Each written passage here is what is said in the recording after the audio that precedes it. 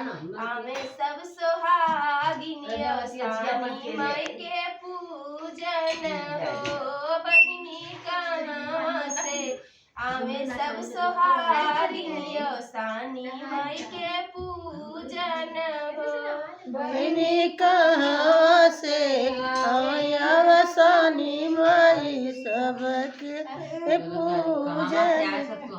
बहिनी कहाँ से आवे सब सोहागिनिया सानी माई के पूजन हो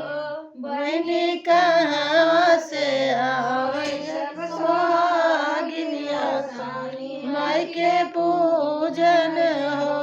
पूर्व से आवेली ग्वालिनी त पछुआ से मालिनी हो बहिनी गहुआ से आवे सब सोहागिनिया सानी माई के पूजन हो बहिनी गहुआ से आवे सब सोहागिनिया सानी माई के पूजन हो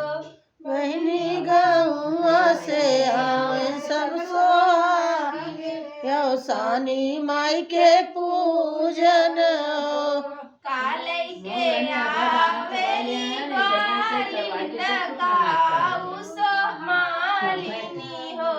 बहिनी का करे आवे सब सोहागिनिया सानी माई के पूजन हो बहिनी का करे आवे सब सोहागिनिया सानी माई के पूजन हो बहिनी का आवे सब सोहागिनिया सानी माई के पूजन हो दधिलै के आवेली ग्वालिनी त फूल लैके मालिनी हो बहिनी भोगल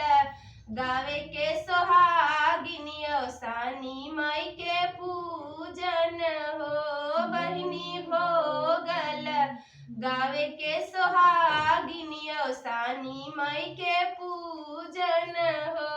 बहिनी भोग लगाए के सोहागिनिया सानी माई के पूजन हो काऊ जे पई हई ग्वालिनी त काऊ त मालिनी हो बहिनी का सब पई है सोहागिनिया सानी माई के पूजन हो बहिनी का सब पई है सोहागिनिया सानी माई के पूजन हो बहिनी का पवन सोहागिनिया सानी माई के पूजन हो धन पई है ग्वालिन धौलत मालिनी हो